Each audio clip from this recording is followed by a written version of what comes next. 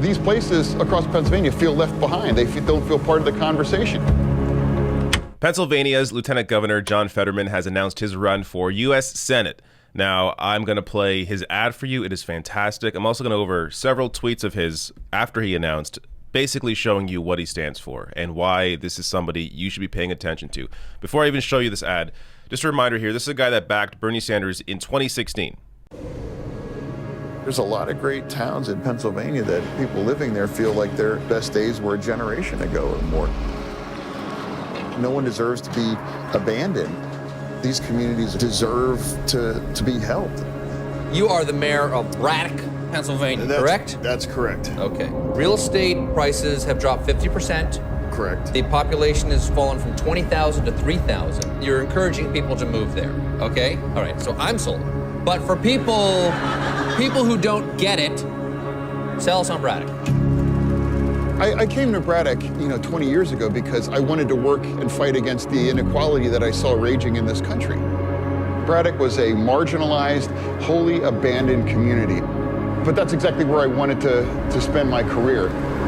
Fetterman wears Braddock on his sleeves, the zip code tattooed on one arm, the dates of murders on the other.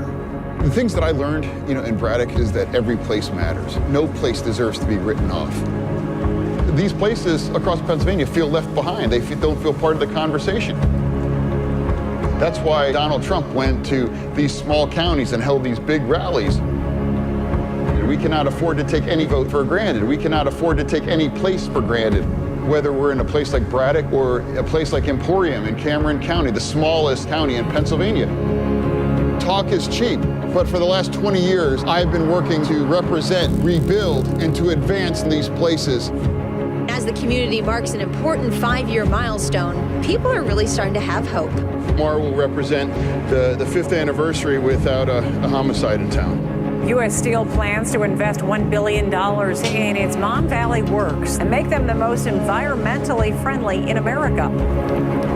History was made in the Democratic primary for lieutenant governor. John Fetterman won the 5-way race among Democrats. He's a different kind of character, I'll tell you. Yeah, well, that Western Pennsylvania registered Democrat, but voted for Trump. Fetterman can get a lot of those votes. We don't have to agree on everything, but I will always tell you what I believe is the truth.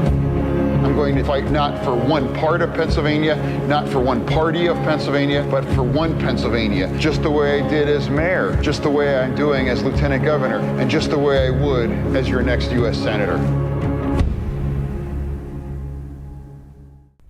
An absolutely fantastic ad. John Fetterman here, really, I think, eliciting an emotional response with an ad like this, but this is somebody that has the substance to back it up. So let me show you first his website here. I'll link to this below the video. Of course, you can donate to him, volunteer, help him out. It's going to be quite a race, and I think right now this is the clear front runner. Let me show you some of his tweets. So he says here, thank you to the 37,000 grassroots donors who stepped up. Now it's my turn. Let's get to work.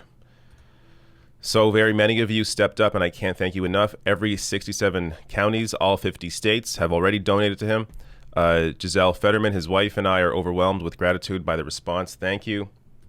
Now let's get into some of his positions here. And it's clear also the way he's sort of campaigning here. I'm liking the angle he has, at least with these first few tweets you'll see. He says here, if you're cool with Pennsylvania minting 20,000 new criminal records every single year for getting caught sipping some weed, I am not your dude for 2022. Says here, if you sincerely believe healthcare is a privilege, I'm sincerely begging you to vote for the other candidate. If you believe members of the LGBTQ plus community do not deserve what the rest of us enjoy, equal protection under the law, there's a candidate and a party for you, because it sure ain't me.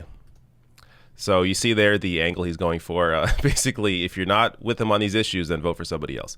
Now, let's go through some of the other positions here. It says here, I've never had to evolve on core values like living wage, healthcare, a fundamental right, the union way of life, environmental justice, compassionate immigration reform, criminal justice reform, LGBTQIA equality, ending the war on drugs, continuing on, rebuilding distressed communities, power of a second chance, no place is left behind, legal weed for USA, your zip code must not be your destiny.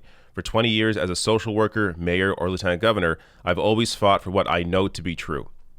A couple more here. These are fantastic. My favorite tweets of them all. If you're opposed to raising the minimum wage to $15 an hour, you should work and live on our current minimum wage to demonstrate for the rest of us exactly how one can survive or feed a family on $7.25 an hour.